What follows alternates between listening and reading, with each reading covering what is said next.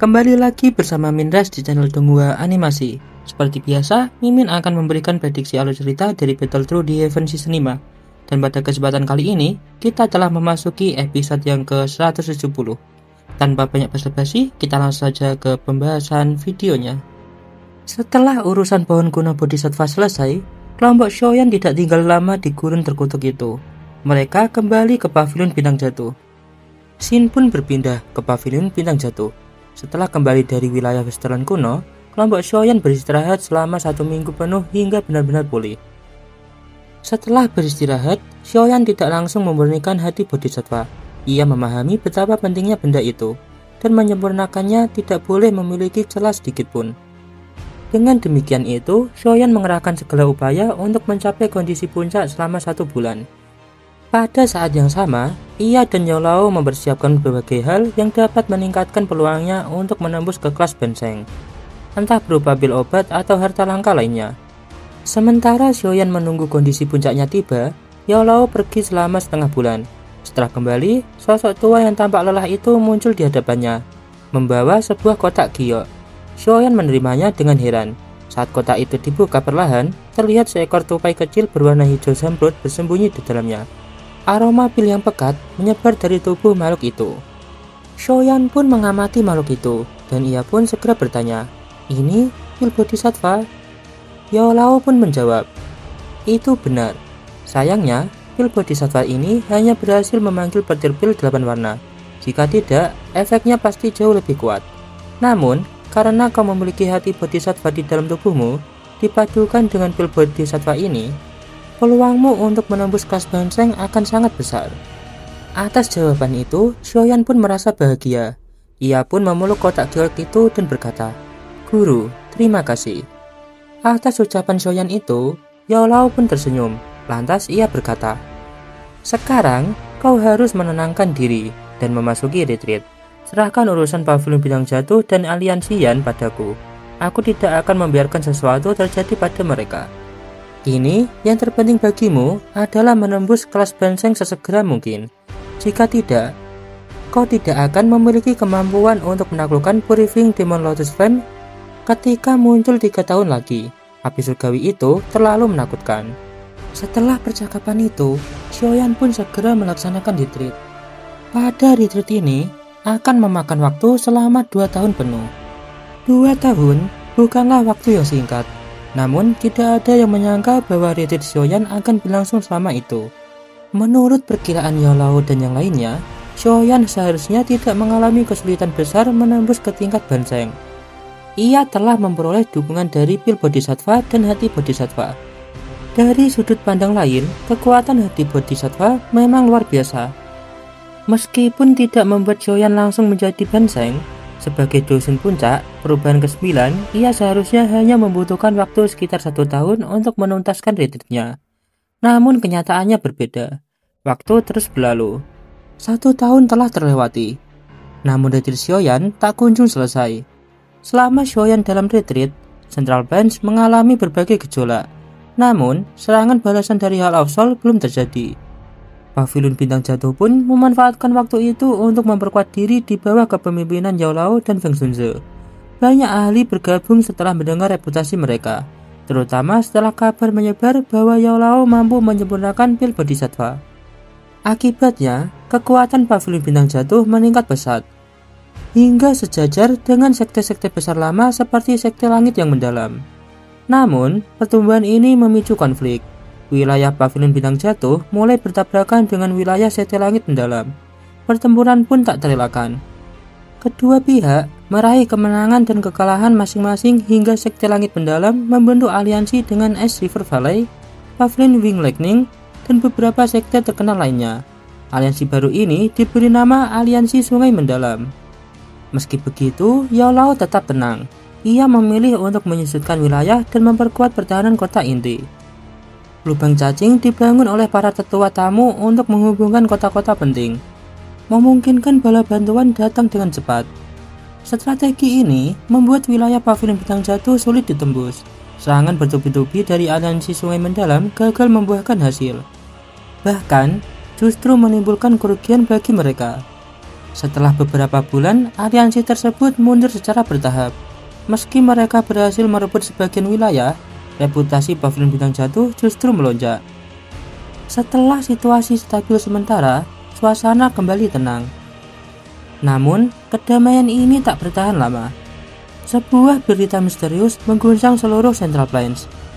Tokoh utamanya adalah salah satu dari 8 klan kuno, yaitu klan Ling. Sejak Xiaoyan keluar dari makam surgawi, dikabarkan bahwa dunia klan Ling ditutup. Saat itu hanya beberapa faksi besar yang mengetahui kabar tersebut. Baru-baru ini, beberapa ahli menemukan bahwa wilayah klan Ling telah kembali terbuka. Namun ketika mereka memasukinya, mereka mendapati alam itu benar-benar kosong. Tidak ada satupun anggota klan Ling, bahkan rakyat keturunannya pun lenyap tanpa jejak. Kejadian ini mengejutkan banyak pihak. Dengan jumlah anggota yang mencapai jutaan, mustahil mereka hilang tanpa meninggalkan tanda.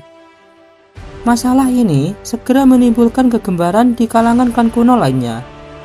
Para ahli mereka dikerahkan, tetapi hasilnya tetap sama. Klan Ling menghilang seperti menguap dari dunia. Oleh karena itu, berbagai dugaan muncul.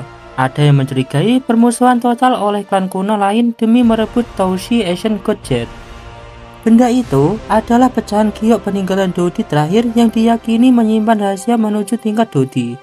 Dulu, 8 klan kuno pernah bertempur hebat demi giok tersebut, sebelum pada akhirnya membaginya menjadi 8 bagian.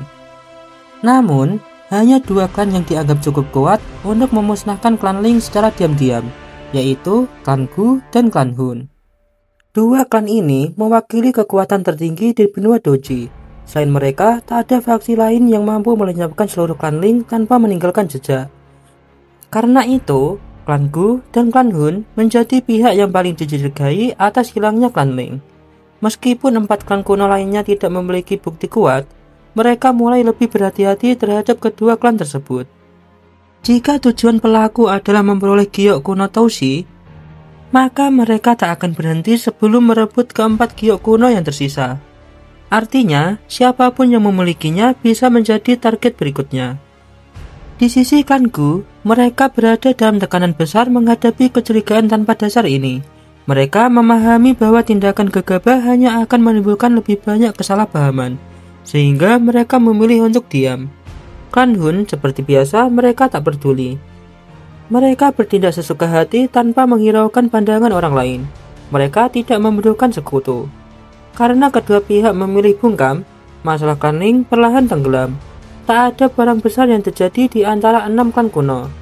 Seiring berjalannya waktu, dunia seakan melupakannya. Namun, perpecahan halus mulai muncul di antara mereka. Semua klan menjadi lebih berhati-hati. Kisruh mengenai klan Ling sempat menimbulkan kehebohan di Central Plains. Tetapi karena klan kuno jarang tampil di depan umum, seluruh keributan itu hanya bertahan selama setengah tahun. Musim pun telah berganti, dan tanpa terasa, hampir 2 tahun berlalu sejak Xiaoyan memasuki retreat. Selama 2 tahun itu, tak ada satupun tanda aktivitas dari gunung tempat ia bersemedi.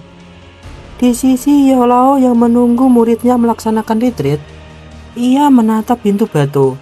Setelah terdiam sejenak, ia menghela nafas pelan dan berkata, "Bocah, retreat panjangmu ini benar-benar membuat orang khawatir." Tak lama, sebuah cahaya melesat dari kejauhan. Sosok dari cahaya itu adalah Cailin. Ia menghampiri Yaolao. Selama 2 tahun ini, ia menetap di Pavilion Bintang Jatuh. Dengan bantuan berbagai pil obat dan harta karun alam yang diberikan Yaolao, kekuatannya meningkat pesat dari Douzun Bintang 5 ke puncak Douzun. Cailin datang dengan wajah muram. Atas hal itu, Yaolao pun bertanya, "Ada apa?" Atas pertanyaan itu, Cailin melirik pintu batu dari kejauhan, menahan rasa khawatir. Ia mengeluarkan kartu merah darah dan berkata, "Ini dari aliansi Sungai Mendalam." Yaolao pun menerima kartu itu, lantas ia membukanya. Di dalamnya terdapat sebuah surat yang berisi deklarasi perang. Dalam kartu itu, mereka pun menyatakan sebuah kalimat. Dalam setengah bulan, aliansi Sungai Mendalam akan tiba di Pavilion Bintang Jatuh. Pertarungan untuk menentukan siapa yang terkuat. Pemenang mengambil semuanya. Atas deklarasi itu, Yao Lao pun tersenyum. Ia lantas berkata, "Mereka justru datang kemari ya, sombong sekali." Sepertinya iblis tua Tianming mulai tidak sabar. Atas hal itu, Cailin dengan wajah serius pun berkata, "Aliansi Sungai Mendalam tidak bergerak selama lebih dari setahun. Jika sekarang mereka berani menantang dan bahkan datang ke markas kita, mereka pasti memiliki sesuatu yang membuat mereka percaya diri." Atas ucapan Cailin, Yao Lao pun mengangguk. Dengan wajah serius, ia berkata, "Kirim perintah. Panggil semua sesepuh yang tidak sedang menangani tugas penting. Perketat penjagaan kota utama. Waspadai serangan mendadak. Juga, kirim mata-mata untuk menyelidiki kondisi dalam aliansi Sungai Mendalam. Kita harus tahu apa yang memberi mereka keberanian." Dengan ringan, Cailin pun menjawab, "Sudah kulakukan sejak menerima kartu ini." Atas kesigapan Cailin, Yao Lao pun tertawa kecil dan berkata, "Tingkat kewaspadaan dinaikkan ke posisi tertinggi. Mari kita lihat apa yang direncanakan Tianming."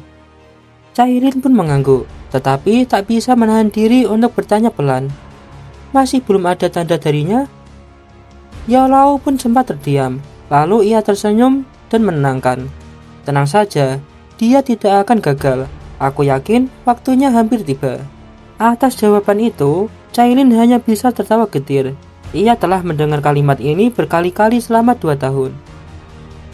Sembari pergi, Yao Lao pun berkata, "Ayo, kita masih harus bersiap." Cailin pun menatap pintu itu untuk terakhir kalinya, sebelum akhirnya berbalik mengikuti Yao Lao. Tak ada yang menyadari, sesaat setelah mereka pergi, lumut di permukaan pintu batu bergetar halus. Sebuah retakan kecil perlahan muncul. Kembali ke kondisi siaga pavilion bintang jatuh. Hari yang dinanti-nanti telah tiba. Di puncak gunung tempat aula utama berada, sebuah alun-alun luas dipenuhi banyak ahli dengan aura kuat. Di tengah alun-alun, Yao Lao berdiri tenang dengan Cailin, Zhou Yixian, Jinglin, serta para tetua tamu di belakangnya. Cailin berkata, "Kami tidak mendapatkan banyak informasi tentang operasi aliansi Sungai Mendalam. Bahkan para tetua mereka dikabarkan tidak tahu alasan penyerangan ini. Alam bintang sudah siaga, murid lemah telah dievakuasi, dan para sesepuh sudah kembali." Yao Lao pun hendak menjawab, namun sebelum itu, ia melihat sesuatu. Lantas ia berkata, "Mereka datang." Seketika, celah ruang terbuka dan aura mengerikan menyapu seperti binatang buas. Tawa dingin menggema di angkasa. "Yao Chen, sudah lama sekali. Bagaimana kabarmu?" Ratusan ahli segera muncul. Setengah dari mereka adalah Dozun. Di depan pasukan itu, berdiri satu sosok elit benseng, yaitu setan tua Tianming. Atas kemunculannya, Yao Lao dengan muka datar pun menjawab, "Tak kusangka kau masih hidup."